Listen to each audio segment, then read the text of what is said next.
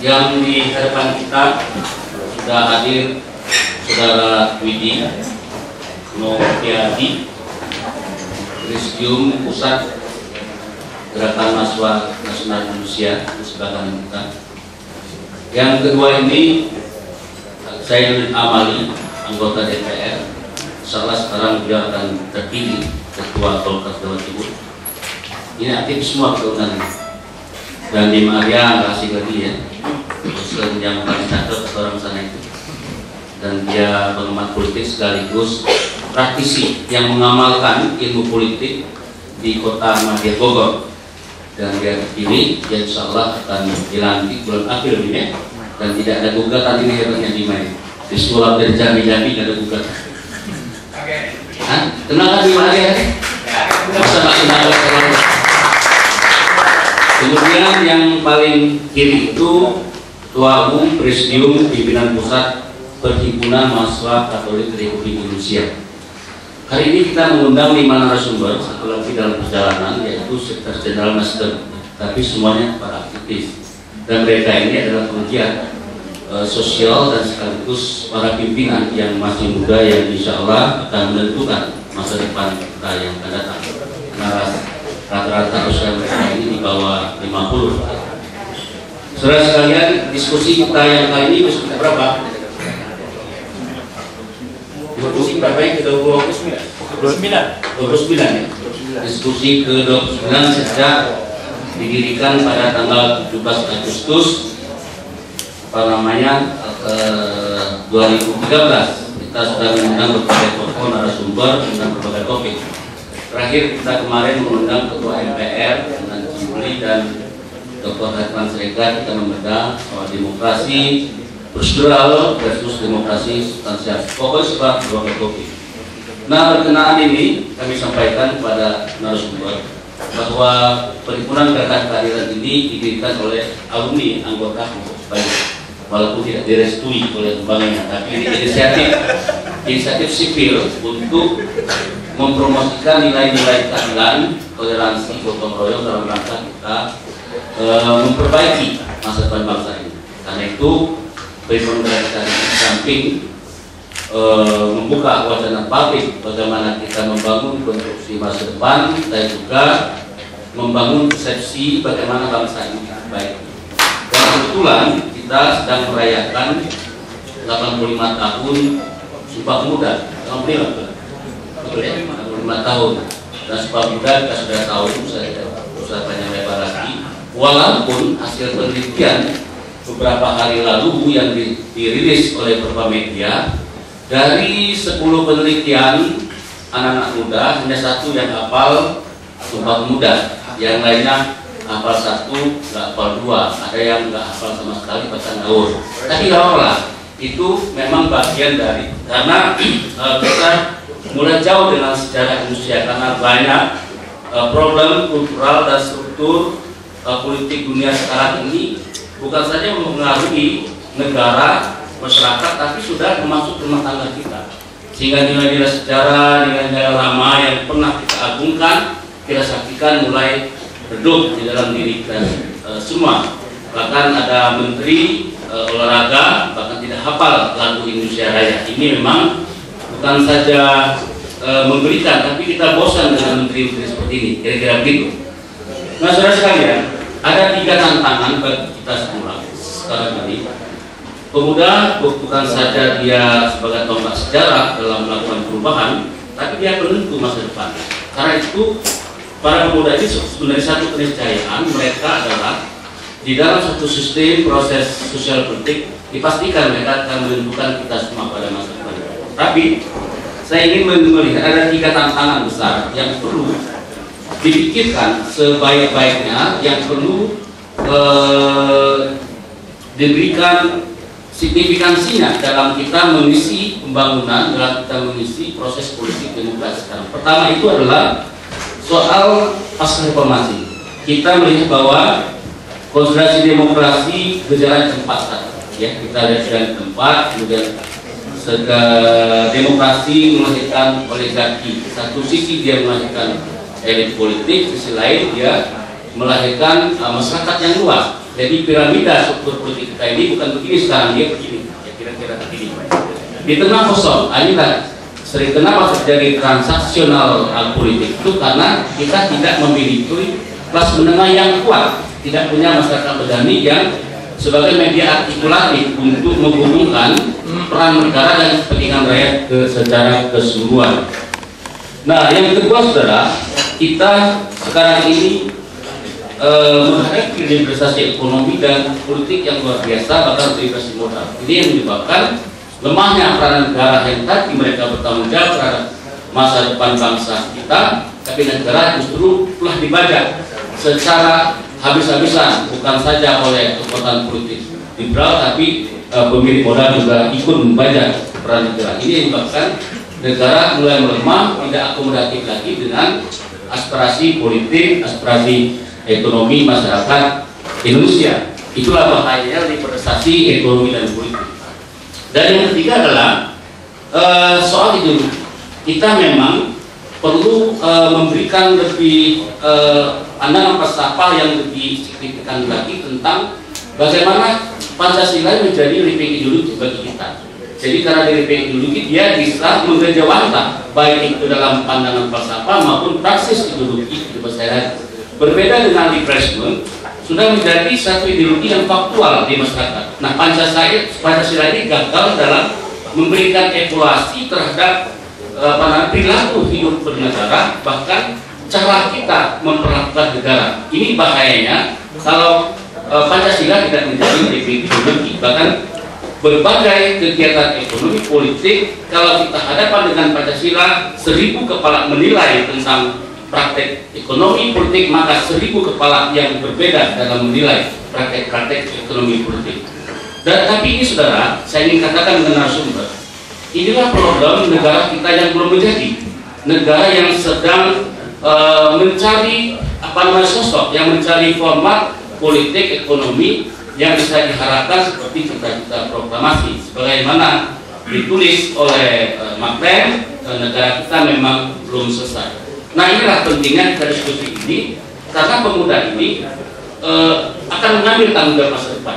Mereka harus mengerti 3 problem besar ini sehingga mereka bisa menentukan bagaimana konstruksi bangsa ke depan ini, dan pemuda-pemuda memahami apa yang akan diambil dalam pertarungan ideologi. Bahkan ini yang saya belum mengerti. Kemarin saya membaca rilis dari Indra J. Kerja. Kalau anak-anak muda mengatakan sekarang kita menghadapi kolonial baru, tapi Indra Kerja nggak melihat itu. Dia melihat ini ada persaingan baru dalam konteks global, kompetisi yang sangat hebat dan terbuka. Tidak ada kolonialisme. Ada terbelah pandangan pemuda saat ini dalam melihat bagaimana Indonesia dalam konteks global. Satu sisi kita mengalami kolonisasi baru. Indra J. mengatakan tidak ada kolonialisme. Nah, ini yang perlu kita diskusikan hari ini. Saya ingin menegaskan harus terus mengatakan revolusi 45 adalah revolusi pemuda. Saya ingin perubahan ke depan ini adalah bagian dari perubahan dan masa depan pemuda. Saya ingin memulai. Saya ucapkan terima kasih kepada saudara sekalian. Terus untuk Pak narasumber.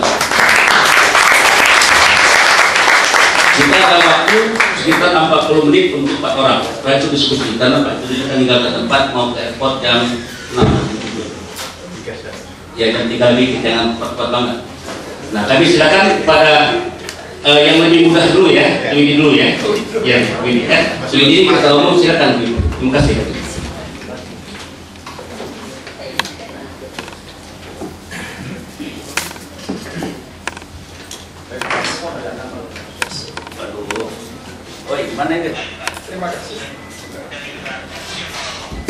Terima kasih atas kesempatan diberikan pertama kepada saya. Pertama saya mungkin mengulasnya dari Sumpah Pemuda, karena momentum kita memberikan Sumpah Pemuda. Dari ketiga butir Sumpah Pemuda itu saya kira esensinya satu, adalah soal nasionalisme bangsa Indonesia. Ada 3 hal yang mempengaruhi lahirnya nasionalisme bangsa Indonesia. Secara sudah menceritakan, yang pertama itu adalah karena asas nasib peranggungan. Faktor yang kedua adalah karena ada cita-cita sebagai sebuah bangsa. Kalau mengutip ini kita sendiri ingin cita-cita image community. Yang ketiga adalah ada kesatuan jiwa manusianya dengan tanah airnya. 3 hal inilah yang melatar-belakangi terbentuknya nasionalisme di Indonesia.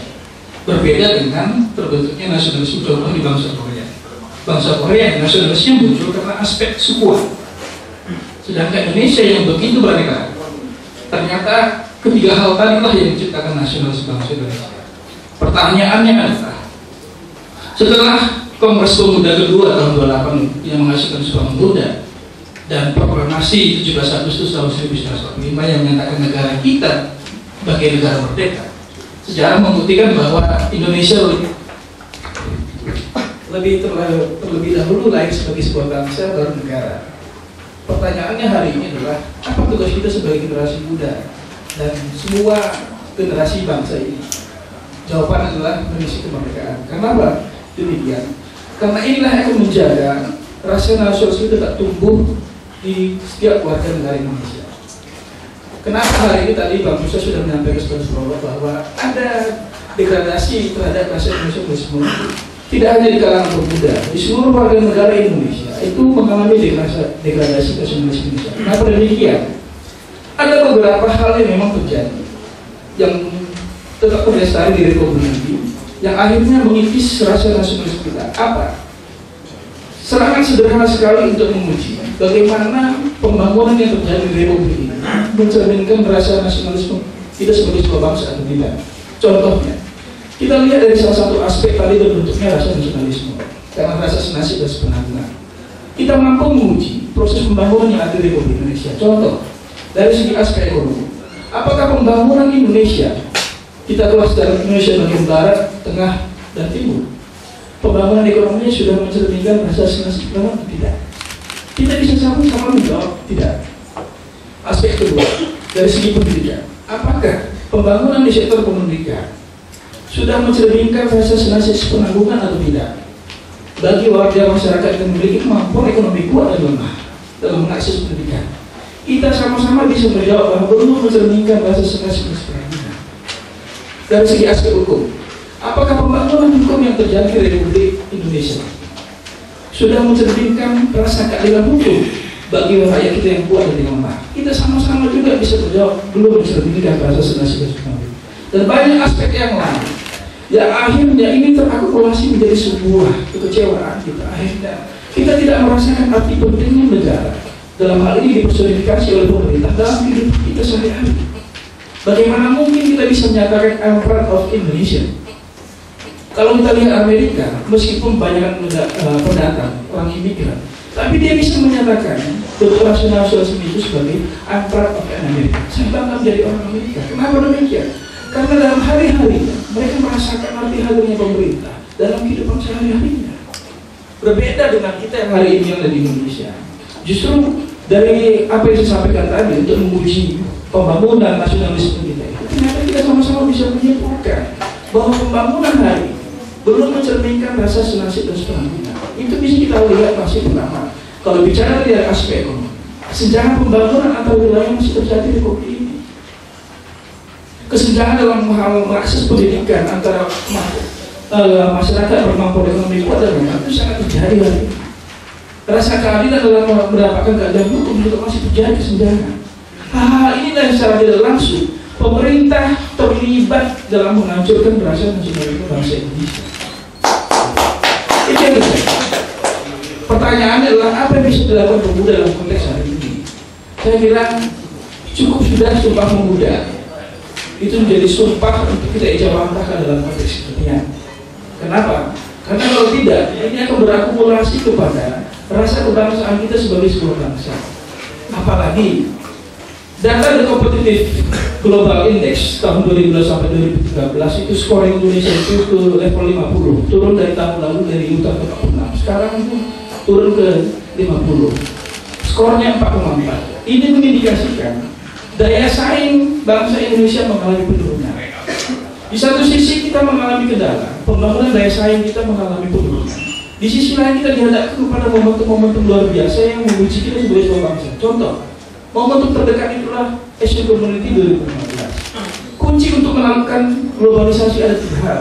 Yang pertama adalah inovasi, yang kedua kreativitas, Yang ketiga dari saya, bangsa yang tidak menyiapkan 3 hal ini bisa dipastikan akan tergerus oleh zamannya globalisasi. Nah, kita sebentar lagi menghadapi fase itu.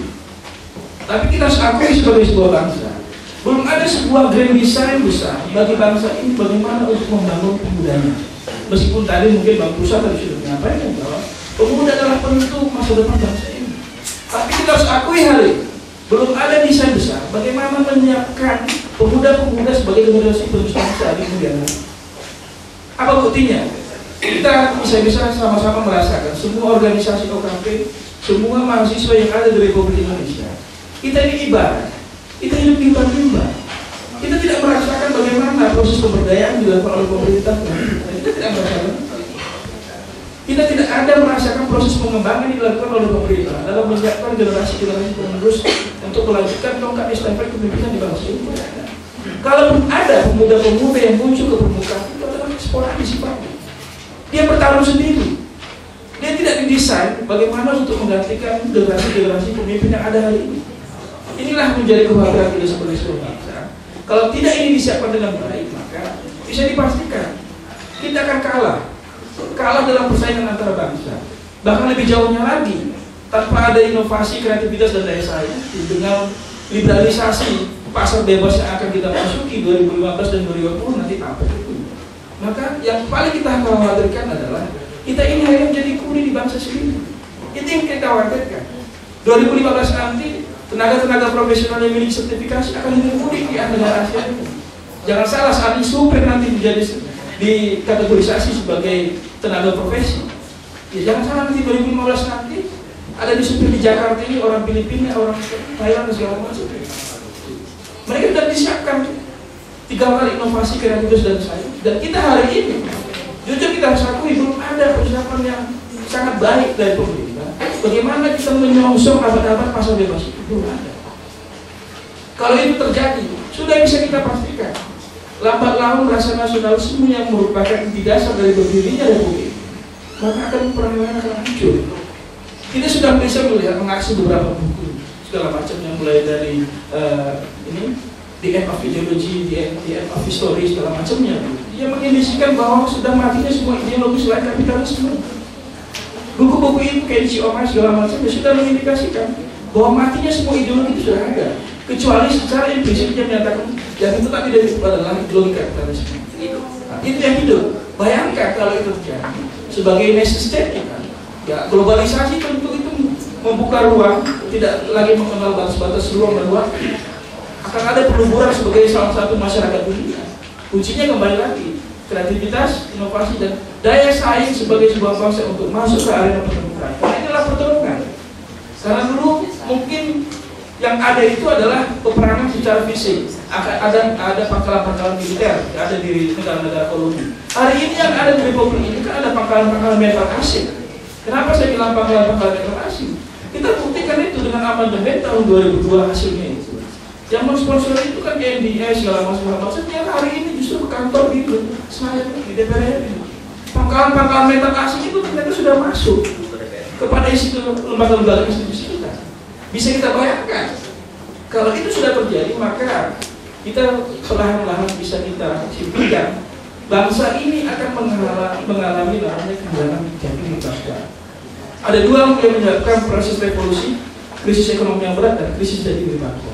Saya kira ini yang perlu kita camkan sebagai generasi penerus dan untuk kita bisa evaluasi bersama-sama untuk menyosong abad-abad Asia Pasifik dalam waktu dekat. Terima kasih. Wassalamualaikum.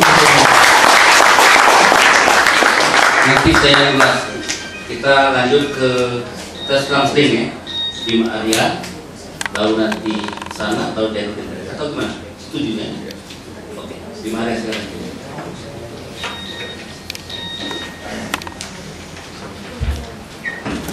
Assalamualaikum warahmatullahi wabarakatuh. Waalaikumsalam. Bang Bursa, para pembicara, para senior, kawan-kawan mahasiswa, aktivis yang saya hormati. Saya paling nggak bisa menolak kalau Bang Bursa itu udah minta. Padahal hari ini itu saya ada jadwal kelas nih Bang. Jadi kelas Pramadina khusus saya pindahkan ke sini.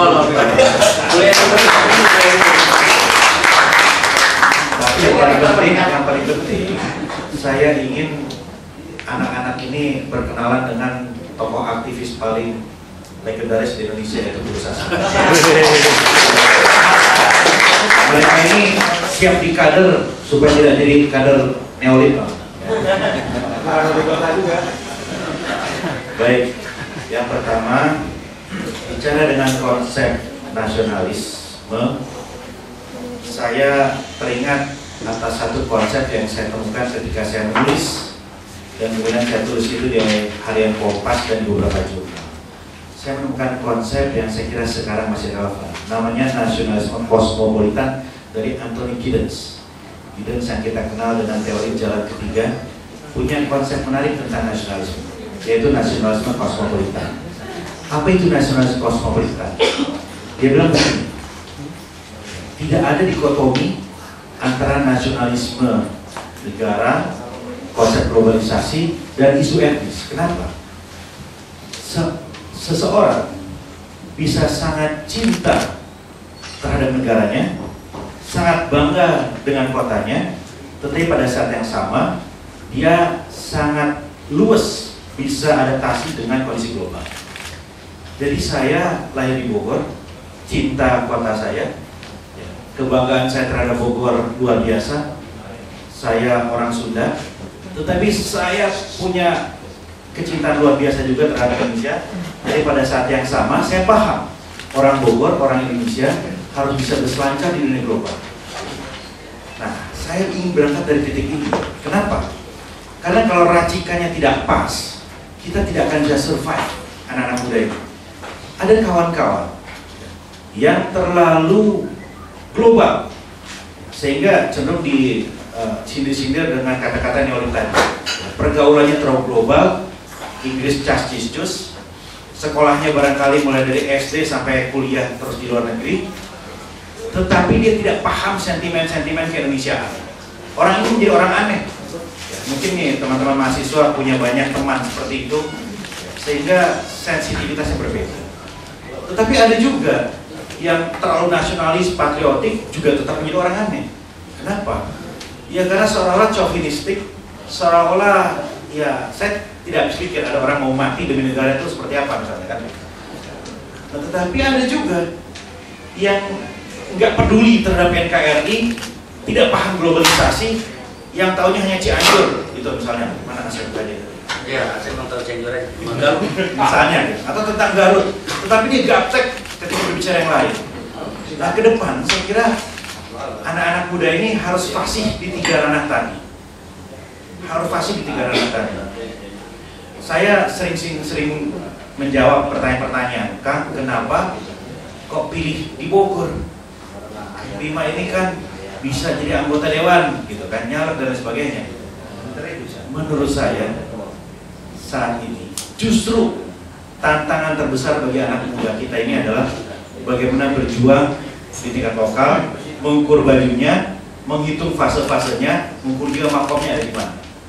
Kalau semua anak muda generasi saya mau jadi anggota DPR RI, kalau semua anak muda generasi saya mau jadi menteri, ya bahkan ada juga yang sudah ngimpi-ngimpi jadi wapres umur 40-an, kan?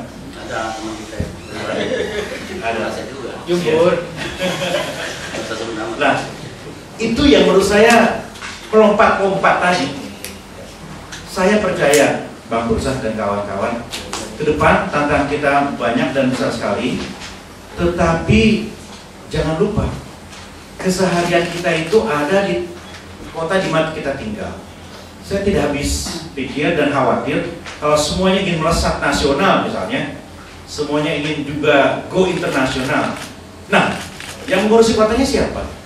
Kota kita ini kemudian diambil oleh koruptor, diambil oleh oportunis, diambil oleh pengusaha-pengusaha yang bekerja sama dengan pengusaha, dan disitulah sendi kehidupan itu dihancurkan semua. Jadi ironis kalau ada lompatan-lompatan rencana, sedangkan yang awalnya saya tidak. Dan bagi pengembangan karir politik Indonesia, saya kira sangat tidak ideal. Ya, kalau cita-cita itu melompat, semua negara demokrasi modern ada tahapan-tahapan. Wali kota berhasil, kemudian maju ke tahapan-tahapan berikutnya. Kita lihat di Amerika seperti itu, dan sekarang menurut saya Indonesia akan seperti itu.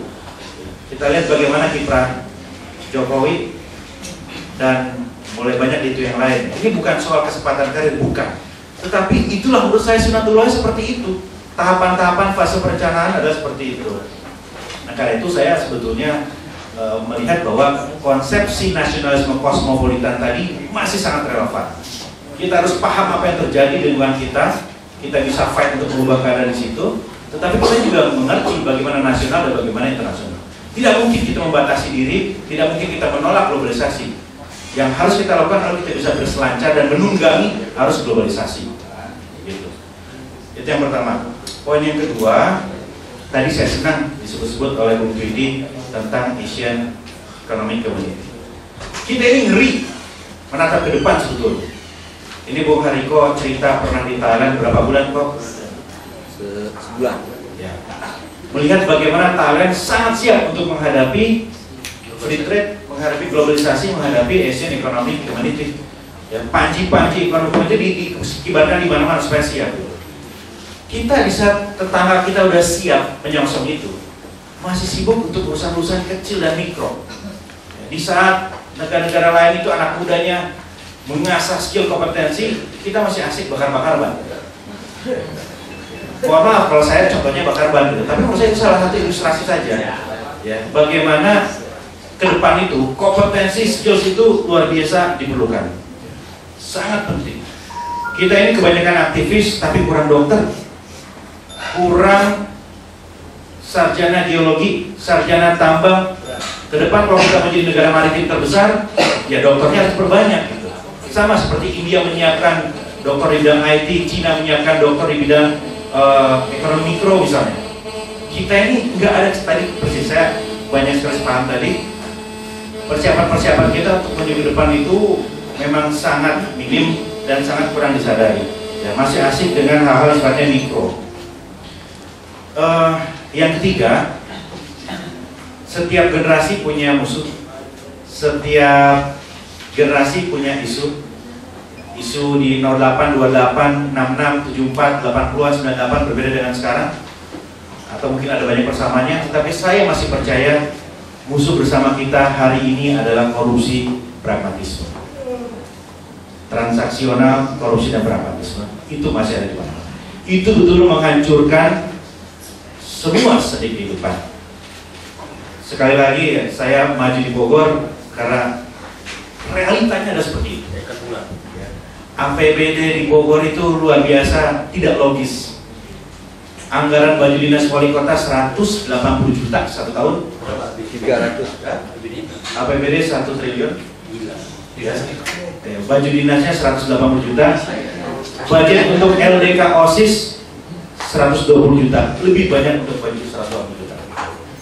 Kemarin kepala rumah tangga menghadap, Pak, ini ada mobil budget untuk mobil dinas. Berapa mobil dinasnya? 2. Satu 400, satu lagi 400, jadi budgetnya 800. Apa? Terserah Bapak, bisa Pajero atau bisa apa. Saya bilang, bisa nggak dibeli Jimny bekas aja 10 biji?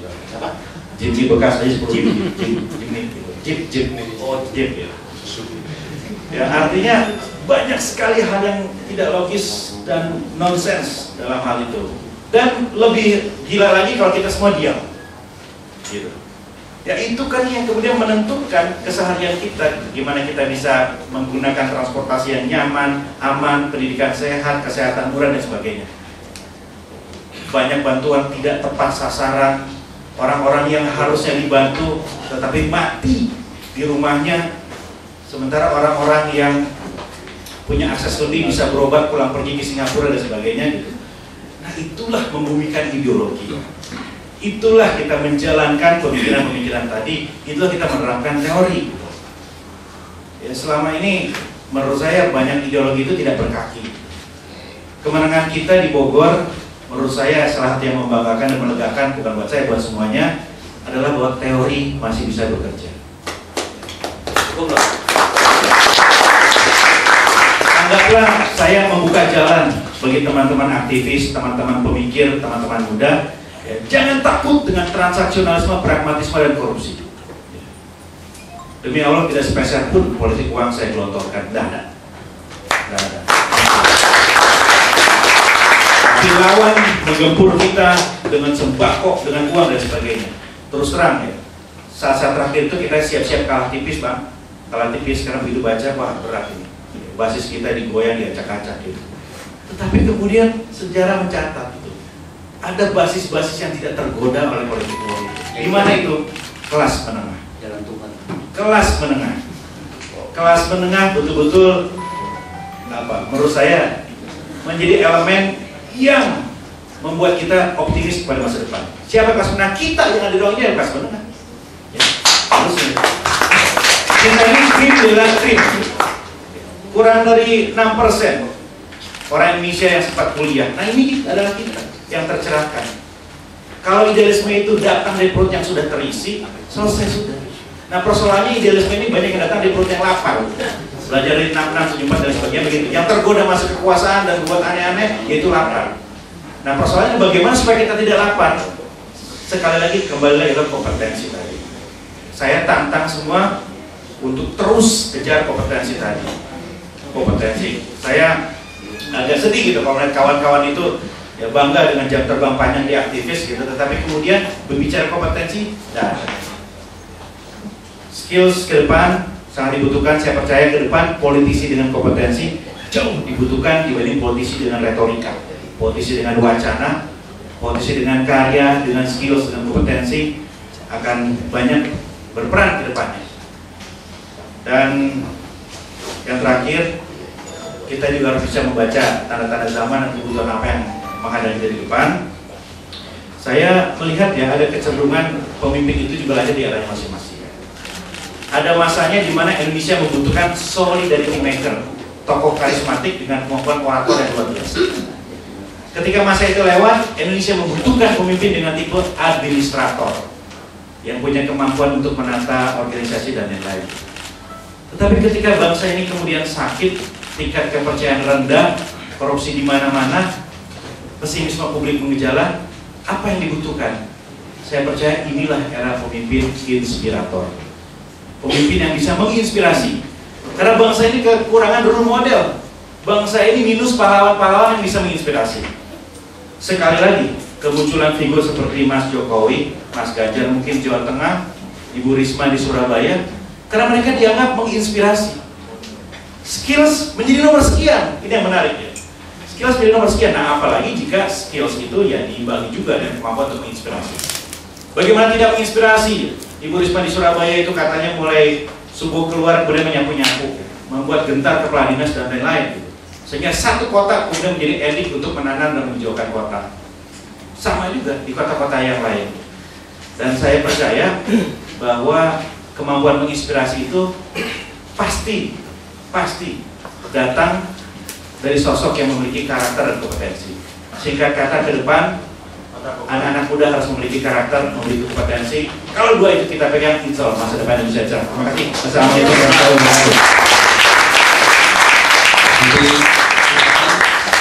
Perhitungan Sumaraka perhimpunan masa Indonesia dimulai. Terima kasih. Selamat siang menjelang sore untuk para narasumber dan juga sahabat-sahabat aktivis dan sahabat pemuda yang pada kesempatan hari ini kita dapat untuk berdialog dan berdiskusi untuk membicarakan terkait beberapa hal yang coba digagas atau dijelaskan oleh Bang Busa dan teman-teman yang ada di Berita. Berbicara soal pemuda, nasionalisme dan juga masa depan bangsa, saya mengambil dari apa yang disampaikan oleh Bang Bima tadi di akhir.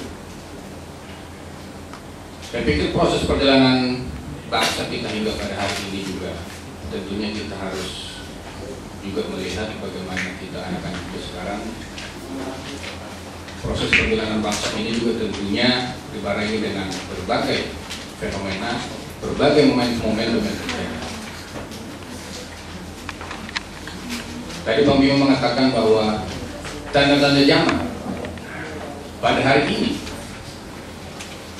kita sebagai anak bangsa, anak muda, juga tentunya harus mampu melihat bagaimana proses tanda-tanda zaman yang sedang bergulir.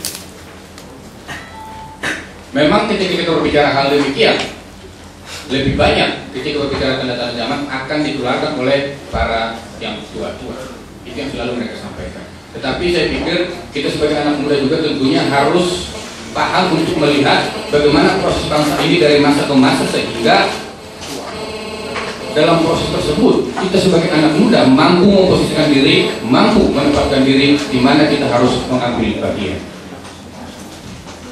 Kita selalu sepakat mengatakan bahwa setiap orang ada masanya dan setiap masa pasti ada orang. Untuk masa saat ini, kita sebagai anak muda berada dalam posisi mana? Ketika kita berbicara soal pemuda, bicara Sumpah Pemuda dan sebagainya. Ketika kita berbicara soal pemuda, otomatis kita juga berbicara soal sejarah perjalanan bangsa. Kalau ini kita tidak bisa sendiri. Peranan pemuda dalam proses pembangunan bangsa, pendirian bangsa, sehingga pada hari ini kita bisa menikmati terlepas dari pilihan kita masing-masing seperti saat ini, seperti apa. Tapi ini adalah sebuah konsep yang coba ditularkan pada saat itu oleh para pemuda-pemuda. Fenomena-fenomena yang terjadi tentunya juga kita bisa melihat secara kasat mata. Ketika kita berbicara soal Sumpah Pemuda, ketika kita juga berbicara gerakan-gerakan mahasiswa, gerakan-gerakan pemuda yang terjadi beberapa tahun lalu, tentunya juga dibarengi dengan sebuah sudut pandang, dibarengi dengan sebuah penyamaan persepsi, dibarengi dengan sebuah penyamaan rasa yang kita katakan akhirnya memunculkan sebuah nasionalisme. Tetapi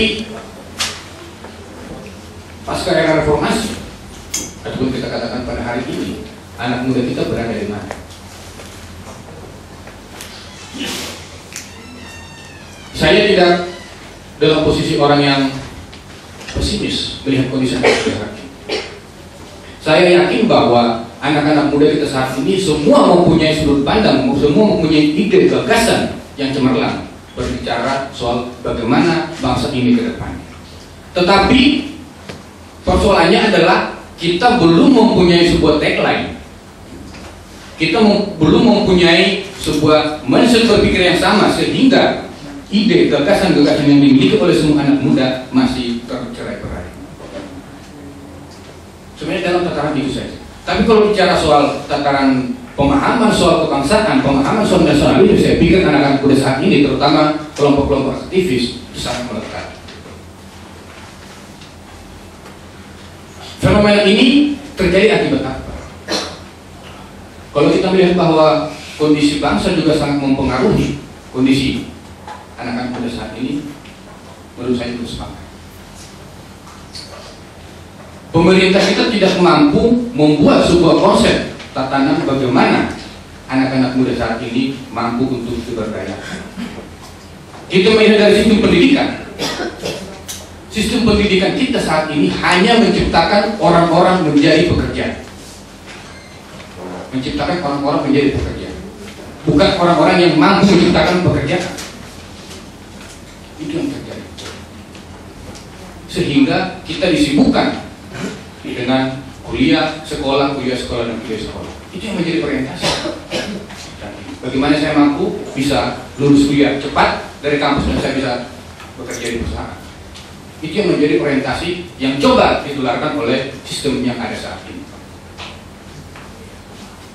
Pemerintah kita, menurut saya juga, tidak tutup mata melihat bahwa kondisi ke depan, kalau dikatakan dari bahwa ini adalah dalam tahanan persaingan global, persaingan keseluruhan, baik dari sisi anak muda, baik dari sisi pemerintahannya dalam konteks global. Tetapi pemerintah kita mencoba untuk mendorong supaya kita sebagai anak muda tidak perlu ambil bagian di proses itu, sehingga yang cenderung terjadi yang kita katakan adalah bahwa ini hanya kepentingan para elit saja yang difasilitasi. Bukan tidak berpikir soal apa yang menjadi kepentingan pemuda, apa yang menjadi kepentingan masyarakat kita. Anak muda kita cenderung dipaksakan harus mampu bergaul secara global. Akhirnya yang muncul adalah hedonisme. Akhirnya yang muncul adalah individualisme. Itu sebuah konsep yang coba ditawarkan. Ini konsep pemerintah. yang saat ini memang sedang kita televisi. Tetapi pemerintah kita tidak pernah berpikir bagaimana pergaulan global, persaingan global yang ada itu menguntungkan negara kita. Kita hanya sebagai ajang yang dapat diperas oleh negara-negara lain. Kita bersetuju dengan hasil pertemuan dari APEC di Bali. Mayoritas dominasi pertarungan kepentingan antara China dan Amerika, Indonesia ada di mana? Yang mungkin nanti pada saat WTO di Bali juga akan menjadi sebuah rekomendasi. Apa yang menjadi kepentingan Indonesia di sana?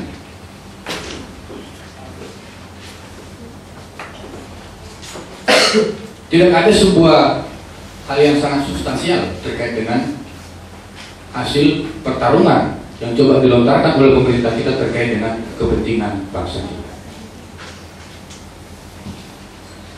Nah, tentunya melihat berbagai fenomena-fenomena tertentu, kita sebagai anak muda tentunya masih punya sebuah kesempatan, masih punya peluang dalam proses keterlibatan kita untuk membangun bangsa ke depan. Melihat fenomena tadi, dari beberapa kali ketika kita berbicara soal suksesi dan suksesi 2014, saya pikir pada saat ini kita sebagai anak muda juga layak untuk mengapresiasi, karena dalam melihat konteks secara umum proses pemilu 2014, generasi muda cukup banyak yang ingin terjun dan terlibat dalam dunia politik. Saya pikir ini menjadi sebuah fenomena yang terjadi, di mana dulunya kecenderungan anak muda apatis terhadap dunia politik, tapi saat ini banyak yang ingin mencoba untuk masuk di dalam sistem. Bukan berarti bahwa pada periode-periode sebelumnya anak muda tidak mengambil peran. Anak muda kita juga mengambil peran, tetapi belum dalam posisi-posisi yang strategis. Saya pikir itu sebagai anak muda yang mampu untuk kita lakukan. Tidak lagi seperti dikatakan tadi, apakah metodenya harus sama selalu dengan periode-periode sebelumnya. Apakah semua pola yang harus kita lakukan dengan melakukan aksi, diskusi, atau bagaimana? Atau ada cara lain? Apakah kita harus masuk dalam sistem sehingga kita mampu untuk mengambil sistem itu sendiri dan mampu untuk menjalankan sistem itu? Saya pikir metode ini yang coba sedang bergulir saat ini di negara kita ini. Terlepas bahwa tidak ada sebuah terjadi konsolidasi besar-besaran di tingkatan pemuda untuk mencoba masuk dalam sistem dan mengambil alih sistem, ya itu tidak menjadi persoalan bagi saya. Tetapi apa yang sedang terjadi saat ini, begitu banyaknya generasi-generasi muda yang sudah berada dalam posisi-posisi elit saat ini, itu layak untuk kita apresiasi dan layak untuk kita dukung. Mungkin kita bisa lihat contoh Bang Bima, masih tergolong generasi muda. Banyak lagi teman-teman kita yang juga menjadi caleg dari generasi-generasi muda yang umur 25 tahun, umur 30 tahun.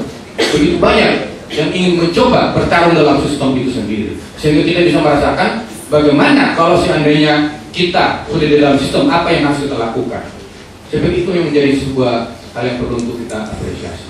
Tidak lagi kita sebagai anak muda saat ini hanya masuk dalam kelompok kategorial yang selalu individualis, yang selalu berpikir dengan kelompok masing-masing. Sudah saatnya kita mencoba dengan berbagai pola, dengan berbagai metode untuk kita terlibat dan berpartisipasi dalam pembangunan bangsa ke depannya. Mungkin itu yang bisa disampaikan. Terima kasih. Fokus untuk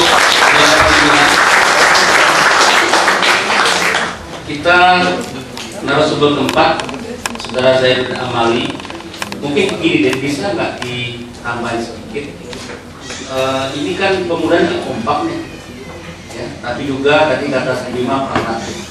Ini gimana memberi perspektif baru sehingga mereka ini punya agenda di depan ini dengan pragmatisme, rasanya nggak kompak.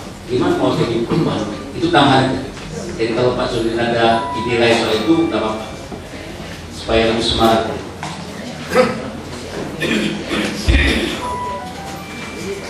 Terima kasih Bang Bursa. Assalamualaikum warahmatullahi wabarakatuh. Kang Bima dan teman-teman narasumber, teman-teman peserta diskusi pada siang hari ini. Tadi kita telah mendengarkan berbagai hal yang disampaikan dari masing-masing narasumber dari berbagai perspektif. Saya mencoba untuk masuk ke dunia praktis yang sekarang ini sedang dan akan kita alami. Tadi Kang Bima telah menyampaikan mau nggak mau kita akan berhadapan dengan persaingan global. Saya setuju itu. Dan terus terang, ketika itu datang, saya berani mengatakan bahwa kita tidak siap. Kita tidak siap. Ya paling yang siap ya 1-2 lah, tetapi lebih banyak di antara kita tidak siap menghadapi itu. Dan apa kuncinya adalah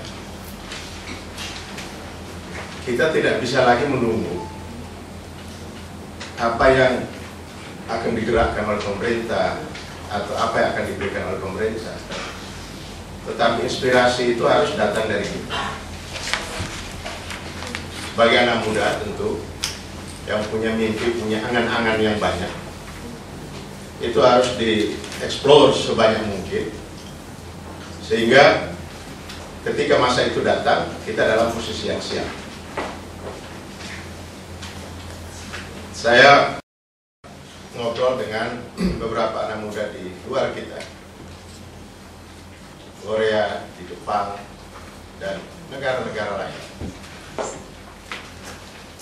Kenapa mereka dalam posisi sekarang ini kita katakan siap menghadapi globalisasi itu?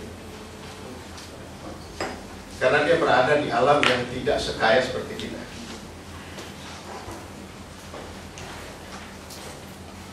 Kalau dia tidak kreatif, dia tidak punya kemampuan lebih, maka pasti dia tidak akan survive. Karena sumber daya alamnya tidak akan memberikan apa-apa. Nah, Bang Rusha mungkin juga karena kita ini berada di negara yang kaya raya sumber alamnya, kita tertidur dan kita jadi malas. Rata-rata pemuda Jepang, pemuda Korea, dan beberapa negara-negara yang tidak punya sumber daya alam, mereka sampaikan bahwa kita tidak ada pilihan. Begitu kita lengah sedikit, maka kita tidak survive dan kita tergilas. Nah, yang ada sekarang ini dan harus kita akui secara jujur, bahwa di kalangan pemuda kita adalah, dan kalau tadi sudah diceritakan bagaimana ketika zaman-zaman sebelumnya, harus jujur kita mengakui bahwa semangat juang kita sangat rendah. Jujur. Nah tentu kalau yang begini harus datang dari diri kita sendiri, nggak bisa kita menyalahkan siapa-siapa. Kemudian juga yang menjadi kelemahan kita adalah kedisiplinan kita juga sangat kurang.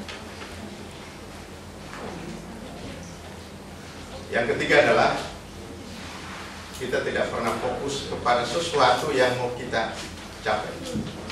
Hari ini kita berpikir A, besok ada teman datang berpikir B, kita terbawa dengan itu. Kemudian lusanya C, dan akhirnya kita tidak tahu apa yang mau kita lakukan. Kita berdiskusi sampai tengah malam, sampai subuh, sampai besoknya kita kelelahan, kita tidur, sementara orang lagi bekerja, berusaha bagaimana survive. Kita dalam kondisi yang sudah capek dengan tidak ada hasil apa-apa. Nah, teman-teman sekalian, hal-hal yang seperti ini yang ada di dalam diri kita, saya kira harus kita akui secara jujur, dan kita harus ada kemauan untuk memperbaiki itu. Kita jangan berpikir ada orang lain yang datang menolong kita untuk mengentaskan kita dari kelemahan-kelemahan itu, ya. Harus dari diri kita sendiri. Nah, selanjutnya ada yang menggejala. Tadi di awal Bang Musa sudah menyampaikan pragmatisme, transaksional dan lain sebagainya. Ini kenapa? Karena kita tidak pernah berpikiran panjang ke depan. Kita pikir yang pendek-pendek saja. Visi kita tidak pernah jauh ke depan. Kita berpikir, oke, sekarang kita transaksi apa yang terjadi hari ini, besok ya, nanti kita tunggu lagi, kita duduk lagi, kita olah lagi dan lain sebagainya. Nah, itu. Nah, ini juga menjadi kelemahan kita. Saya terima kasih Kang Bima tadi sudah menyampaikan pada saat usaha beliau mendapatkan posisi sebagai wali kota dengan cara yang benar dan tidak ikut arus kiri kanannya yang pragmatisme dan lain sebagainya. Tetapi berapa orang yang kayak Bima Arya sekarang ini? Kan itu yang harus kita produk, harus kita lahirkan. Tetapi harus datang dari kesadaran sendiri. Nah, teman-teman sekalian, begitu kita masuk di persaingan global yang tadi sudah disinggung, sekali lagi saya mengingatkan, waktunya tidak akan nunggu kita mampu, kita akan bisa berkompetisi dan ini akan jalan terus. Sehingga apa yang dikhawatirkan tadi bisa saja mungkin tenaga kerja kasar yang harusnya bisa kita sediakan itu akan datang dari negara lain. Dan karena kita sudah sepakat, sudah masuk dalam globalisasi itu, kita sulit untuk menolak. Ada contoh yang ingin saya sampaikan, kebetulan kita yang sedang berada di situ sekarang, saya khususnya. Bagaimana perusahaan-perusahaan asing di bidang energi sekarang ini, dengan berbagai alasan mereka, dan kemudian ditambah dengan ketidakmampuan kita. Jadi dia bawa dengan berbagai alasan, kemudian yang didatangi juga nggak mampu, akhirnya cocok, dan kita membiarkan apa yang mereka mau lakukan. Nah, boleh kita membanggakan diri sebagai negara yang kaya, tapi satu saat pasti akan habis kekayaan ini kalau kita kasih. Kemudian yang kedua, Bang Bursa, samping kompetisi global, juga kompetisi di internal kita, di dalam kita. Saya melihat adalah kompetisi dari anak-anak muda yang punya kekuatan modal dan yang anak-anak muda yang pada umumnya seperti kita ini.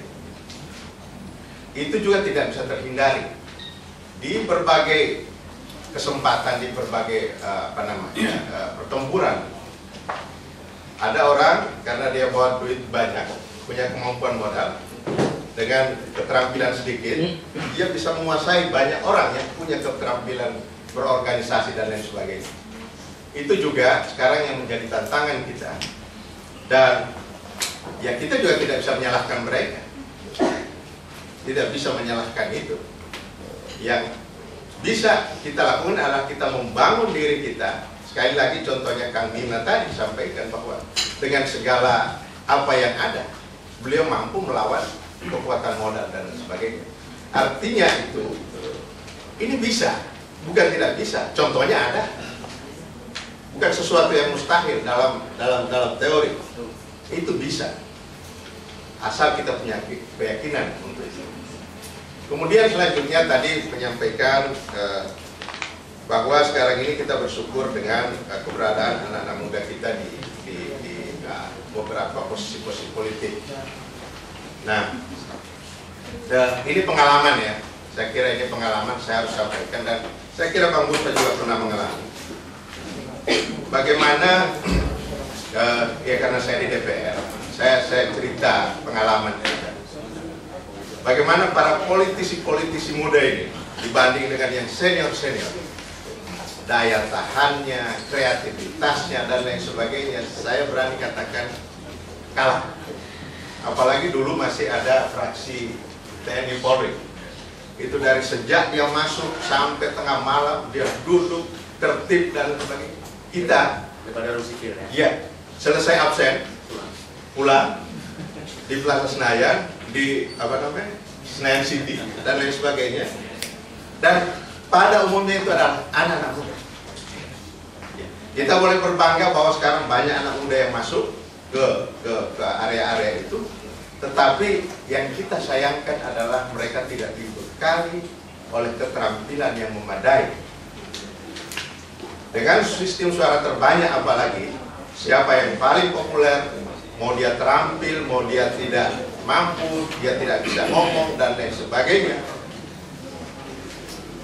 asal dia menarik, pasti akan dipilih. Saya kira saya dan Bang Musa mengalami karena kita pernah sama-sama satu periode sebelumnya. Saya bahkan, ini jujur saya katakan, saya pernah, karena saya adalah salah satu pimpinan komisi, saya pernah memimpin isinya 6 orang, 5 orang gitu. Ya, dan itu orang tua semua. Masih. Dan itu isinya orang tua. Orang tua itu yang mantan PNS, yang mantan TNI dan lain sebagainya. Nah, gimana kita mau nuntut hak-hak kita sementara kita sendiri dalam posisi yang begitu kan? Rakyat memberikan kesempatan kepada kita dipilih untuk menjadi wakilnya, tetapi ya begitu. Saya kira Bang Bursa, secara praktis itulah yang sedang terjadi dengan kondisi anak muda kita, dan ya kita dialogkan mau apa kita dan seperti apa nanti solusinya. Terima kasih. Assalamualaikum warahmatullahi wabarakatuh. Untuk tempat saya terus untuk tempat narasumber plus dengan ada yang ingin KPR tolong dukung, mungkin macet dan atau kena hujan. Terus sekalian saya lupa beliau juga pimpinan komisi 7 kalau ingat saya, karena nomor 3 bidang ternyata pemimpin di komisi. Ya orang kedua lah setelah pimpinan DPR. Terus sekalian, ini menarik, ada paradoks anak muda baru muncul dari mulutnya Pak Zainuddin.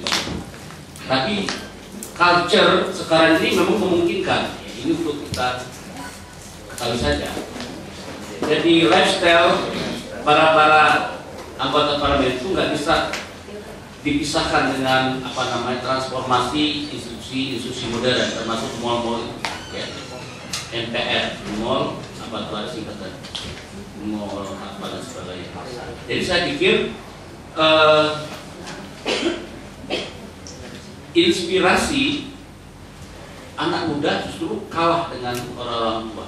Tadi digambarkan praktek-praktek di parlemen. Bagaimana orang tua itu lebih gagah. Kalau rapat-rapat justru anak muda dia datangin mall-mall, karena mall itu udah gaya itu. Bukan saya bilang kena pada saya, pada Bima juga kena, tapi Bima nggak tertular lah ya. Dia kan tentu pemimpin, dia kuat ya. Kalau menurut kayak ketua DPR, kuasanya kuat Bima. Ada orang bakal tengah jalan, nah Bima sampai ke Madrid. Ini hebatnya Bima. Jadi kalau ada anak muda itu pragmatis, kuasanya memang nggak sampai sholat Jumat. Dia begitu sahur dia batal di awal. Nabi Muhammad salah satu orang yang batal di maghrib. Orangnya kuat. Jadi pemimpin sekarang memang harus kuat sebenarnya. Kenapa? Pengaruh korupsi, pengaruh pragmatisme, hedonisme itu memang sudah culture modern. Dia sudah hinggap di dapur rumah tangga kita, di tempat tidur kita. Dan ini sebetulnya problem besar kita sebetulnya. Memang tadi ada kasus saudara Pak Zainuddin Bima bagaimana mengatasi praktek transaksi politik. Kita ingin kekuatan Bima ini memberikan bangunan sistem politik sehingga semua orang bisa seperti Bima. Kita tidak ingin masa depan ini hanya Bima aja yang bisa jadi itu. Karena dia kuat melawan pragmatisme, dia menang. Tapi kita ingin ke depannya ada bangunan politik. Saya ada semua bisa tampil kompetitif dengan kapasitas yang sama, ya, dengan kemampuan yang sama. Jadi yang bisa harus kita pahami bahwa praktek Bima menarik saku di dalam menarik, iya, tapi kita tidak hendak pada satu masa yang akan datang hanya satu peristiwa personal. Kita ingin ada peristiwa sistem politik. Ini yang kita inginkan ke depan. Yang kedua, saudara sekalian, yang menarik adalah yang selama ini kita tidak menyangka bahwa dalam dinamika dan proses anak muda ini, saya membayangkan anak muda ini adalah inovatif, kreatif, dan masa depan sendiri bagi mereka. Tetapi dari pembicaraan yang saya sadar saat ini, ada peran pemerintah yang gagal membuat anak-anak muda ini terpecah-pecah dan mereka tidak punya gambaran tentang masa depan. Nah, diskusi yang menarik. Saya ingin membuat pertanyaan.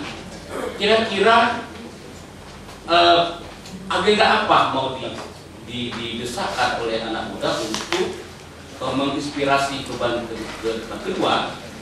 Dari tahun itu kami bikin pertanyaan, nasional baru apa yang bisa memberikan perspektif yang lengkap tentang masa depan anak muda. Tadi Bima sudah melansir teori Anthony Giddens tentang jalan tengah, yaitu nasionalisme di tengah kosmopolitan.